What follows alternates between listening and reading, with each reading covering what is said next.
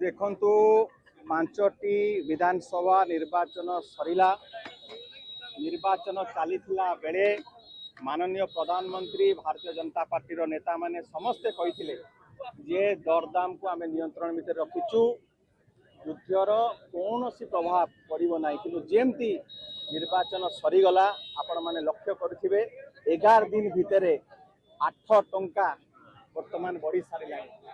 आमर प्रश्न ये पूर्णछेद पड़ो फुल स्टॉप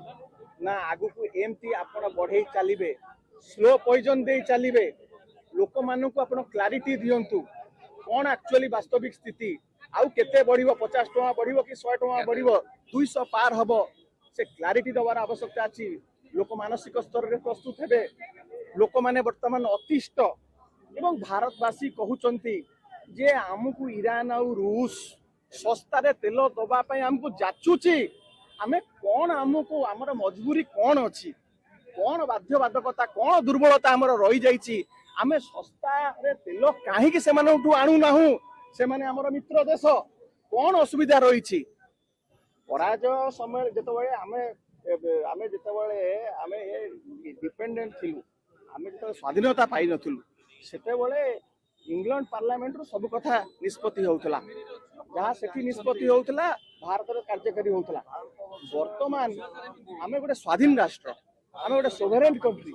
आमे काहे कि व्हाइट हाउस रो अनुमति नबा सब कथा पाई एवं द्वितीय कथा आंको पाखे फर्मुला थिला आम समय कही जे भैट काटी दियो एवं जीएसटी को लागू कर पेट्रोल डीजल को जीएसटी अंतर्भुक्त कले प्राइस पूरा रिड्यूस होई अधा हो हाफ हो बर्तमान ताको कार्यकारी करो डबल इंजिन सरकार अछि असुविधा कोठी रहिला सेति पई आमे वर्तमान डिमांड करछु लोक अतिष्ट एवं आर कैस्केडिंग इफेक्ट रिपिल इफेक्ट संपूर्ण भाव में पेट्रोल डीजेल बढ़िला खेणी जो नित्य व्यवहार्य सामग्री अच्छी अत्यावश्यक सामग्री देखिए हु आकाशुआ दरदाम बढ़िलानी एवं परिबा ठारू आरंभ करके डाली तेल लुण सब बढ़ी सारानी एमआरपी आप देखो मन इच्छा लोक रेट बढ़े चलते कौन हाहाकार अवस्था लोक मैंने सरकार को चेतई देवाई एवं ये जो अहेतुक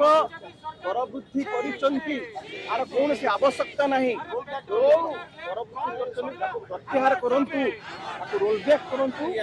एटा हमर दाबी ईवी को प्रमोट करा जाउची ईवी जेहेतु भारतीय जनता पार्टी को ईवी संस्था माने तांको निर्वाचनी चांदा सब देइचंती वर्तमान सेई चांदा को केमिति से माने पुणी तांको फेरेइबे ताको भरणा करिवे सेति पई ईवी को प्रमोट करा जाउची देशवासी को ऊपर लदी दिया जाउची भारतवासी को ऊपर ताको लदी दिया जाउची से माने चांदा देइचंदी बोली ये ग्रहणीय नुह आकु विरोध करा जीवो आकु केबे भी बर्दाश्त करा जीवनी आगामी दिन रे लड़ाई हेबो युव छात्र महिला जनता दल राजरास्ता को ओल्हेइचंती ओडिशावासी को स्वार्थ पाई ओडिशावासी को स्वर होई कि आमे लड़ाई जारी रखिचु जेते पर्यंत ए निष्पत्ति सरकार प्रत्याहार करनाती ए आंदोलन जारी रही चलो।